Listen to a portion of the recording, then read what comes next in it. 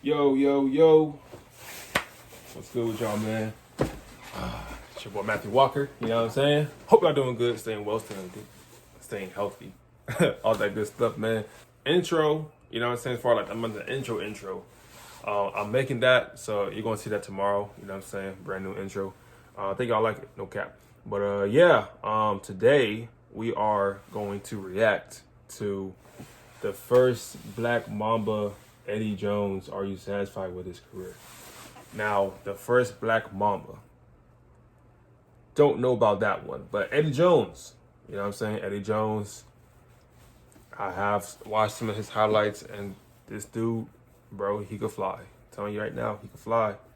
He really could have been something, bro. Really could have been a legend in the NBA. Yeah, but we're gonna see what a homie's talking about. You know what I'm saying? Yeah, let's get straight in the video, man. You know what I'm saying? We make nothing but lit content, basketball content, great content, trying to up my game to the next level with videography. So, you know, storytelling, all that stuff, making fun, you know what I'm saying? Having a real lit content, you know what I'm saying? But we also do reactions as well. So if you mess with that, you know what I'm saying, you can join the fam, or you probably don't want to. But if you mess with this vid right here, make sure you drop a like, man. That's all I ask. Drop a like, and that's it. But yeah, man. Let's just straight in the video, man. 3, 2, 1. Let's get it, man. A defensive player, so I mean, quite naturally you have to pay attention to him. You have to be very cautious with the ball and make sure that you don't put it out there where he can come out and steal the ball. I have to rank him right up there with one of the good defenders in the league. Eddie Charles Jones, born October 20th, Woo! 1971. Today's feature in the 90s was a silky smooth player, arguably just a smidge ahead of his time. His story is the perfect example of how professional sports work, in that you can be positioned to reach your full potential, and in just a season or two, another guy comes behind and challenges that spot. What do? Well, when you're caught in a situation of such, naturally your mindset is, or should be, not to let that young bull eliminate you from contention. It was Eddie Jones against Kobe Bryant, like work you put those two. And a little poise, you'll overcome it. It was working for that spot, man. You once envisioned. Unfortunately, in Eddie's case, that young Italian Philadelphia Bull was to be one of the greatest players in NBA history, and in many books, the second best shooting guard of all time, Kobe Bryant. In his first few seasons in the league, Jones was seen as a possible heir apparent to Michael Jordan, just as many were in contention to be at the time. But more than that, he was literally the first Kobe. Same size, style, ability, began careers with the same team. Okay, I see what you're saying. Eerily I see. resembled one another in appearance. I see what you're saying. For both, destiny was set. One was to build a career you dream of as a young hooper, and the other slowly faded away into the basketball clouds of solid career, unanswered expectations, and a journey across the league with your talents rarely even remembered. But I remember Eddie Jones. Dunked on almost every player you can name, blocked MJ to gain his respect and signature, endorsing you as his next brand athlete. Things were supposed to go a lot better for Eddie Jones, and they didn't. Very long, respectable career, but here's why ultimately his growth was stunning. It's your boy JC, Stunning Growth. Ash, get it. We got an ad coming. Ooh. Stunning growth. The greatest gift you can ever give a person is motivation. Facts. For a creator, it's for our mind what water is to the universe. The greatest love you can show a creator is to stimulate their mind and motivate them to continue creating. Thank you, Wale, for giving me that love, that motivation. Welcome aboard. Eddie Jones is a 6'6" shooting guard from Pompano Beach, Florida, that flew under the radar in high school, buried below some names you may remember or not. He chose small Atlantic 10 Temple as his college choice, along with a few other future NBA players, Aaron McKee and Rick Brunson, father of NBA second-round pick Jalen Brunson. At Temple, Eddie became a star for the Owls, helping lead his team to the regional finals his second year. In his third and final season at Temple, he led his team, averaging 19 points a game, 7 rebounds in over 38 minutes.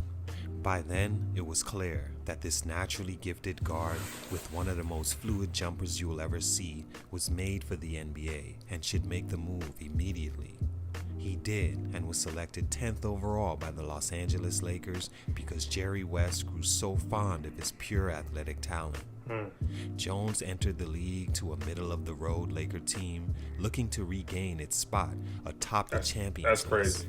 Eddie was supposed to come in and become a big part of the franchise's future and possibly become an also-highly praised Laker great. Stunt number 1, stuck on the train tracks. Early in his journey, Jones was pacing his way to meeting those expectations until he found himself stuck on the wrong train tracks and a fast-moving, all-black, stealthy train fueled by the need not to just be a good pro, but the best that ever lived headed his way. It had the pedigree, the motivation, the hunger, and most importantly, the talent to run through anyone. It was a threat. Maybe not in Eddie's eyes, because he welcomed him with open arms. But in all reality, that's exactly what it was. The threat, that fast-paced, newer model train, was a young Bean Bryant. Kobe was drafted into the NBA. It would have been so dope if they two actually like 96-97 as the 13th overall grew together, pick. man. No question, the biggest draft day steal of all time, being traded from the Hornets to the Lakers for Vlade Divac. It was at this point the writing was all but on the wall for Jones, who was no longer the new kid in town with potential star power. Kobe was the young prodigy with the attitude to match, and potential-wise, it doesn't get much bigger. In the 90s, everyone was looking for the next Michael Jordan, but none really fit the mold. Then here comes this guy that it seems Michael engineered himself. He was young, he was ready, and was simply just better. Eddie was the second leading scorer on the Lakers team that year, making his first All-Star team, and the following year, with Kobe upping his scoring more than 8 points and making a slow but steady gain on that vehicle in his path, the team saw enough to know what could be. Jones made his second consecutive All-Star appearance in 1998, averaging 17 points a game and shooting 39% from three. Kobe averaged almost the same numbers across the board in 10 less minutes. The beginning of their third season together in a lockout-shortened year began to show that the franchise had accepted that the Kobe train had only began to accelerate and had the engines for the long haul. After 20 games with the Lakers in the 98-99 season, Eddie Jones was traded to the Charlotte Hornets. He was averaging 13.6 points a game to Kobe's 20, 5, and 4.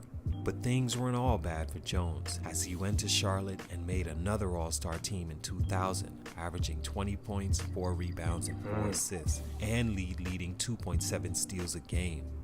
Even though Kobe had the necessary talent and star qualities to embrace the LA expectations and shine next to the most dominant big of the era in Shaquille O'Neal, Jones could have been an interesting mix with Shaq and may have even seen the same team success. Shaq was that dominant. Many don't remember how good Eddie Jones was and that he was a 3-time All-Star. A lot of that was because the emergence of Kobe Bryant stunted his growth and ran through that vehicle stuck on his train tracks. Stunt number 2, leaving Charlotte for Miami.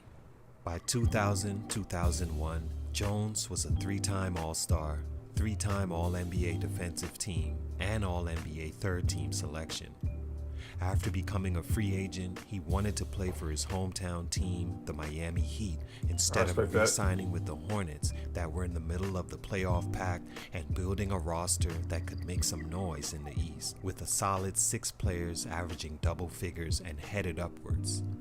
Jones fit perfectly as their leading scorer and all-star pedigreed player.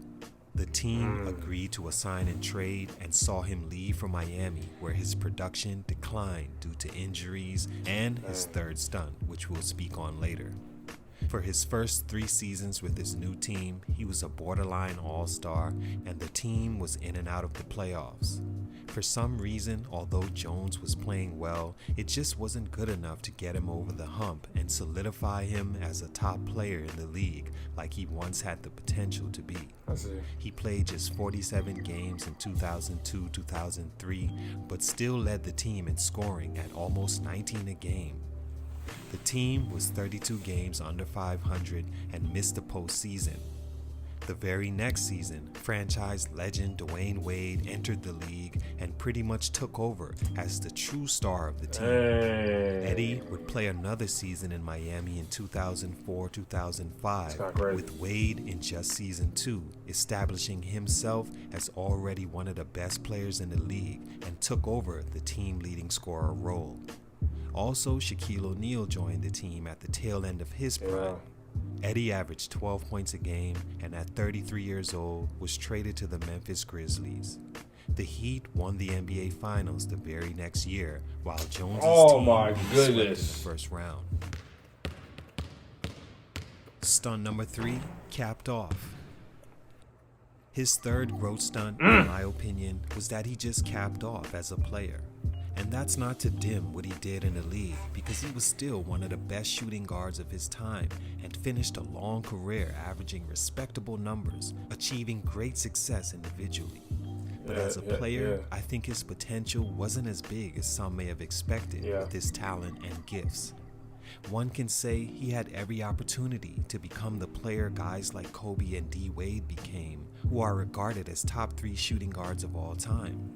He was on the Lakers team before Kobe, on a Miami team before D-Wade, and both surpassed his production and never looked back.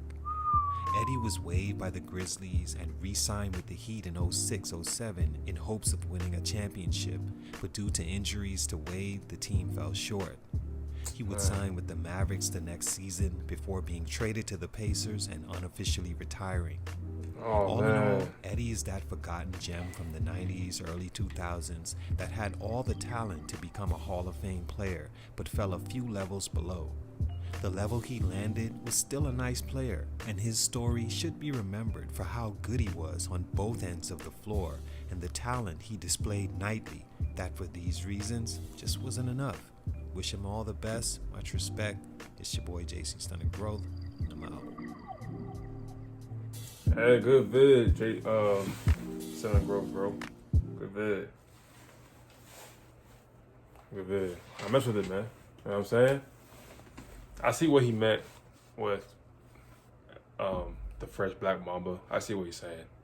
Cause if you do look at him and Kobe, they're almost like brothers when it comes to skill. Like obviously, you know, in Kobe's prime and then Eddie Jones' prime, Kobe's way more better because of the, you know, the effort, the time, the motivation, the Mamba mentality he had.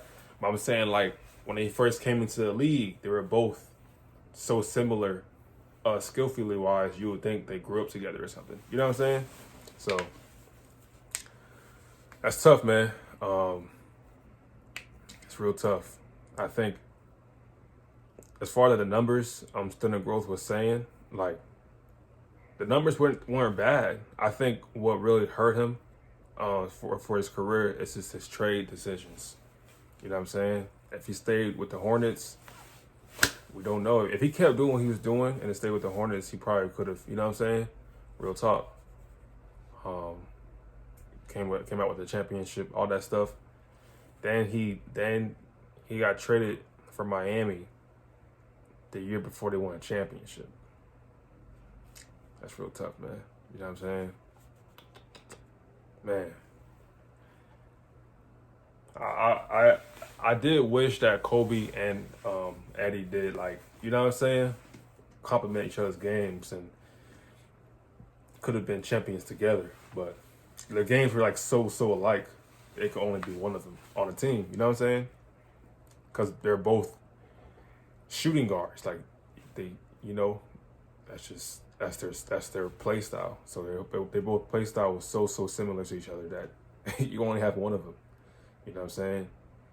But I wish Eddie could have ran point. I don't know. But Eddie still, I don't think he had like it wasn't a bad career at all, because those accolades and milestones he achieved are some milestones that not the average NBA player can achieve. You know what I'm saying? You gotta work really hard to get that stuff. So, and just the potential he could have had, yeah, he definitely could have been a Hall of Famer. He definitely could have. I believe that. So, that's a great video, man. You know what I'm saying? Just recommended by the homie Jay. So, appreciate the recommendation, bro.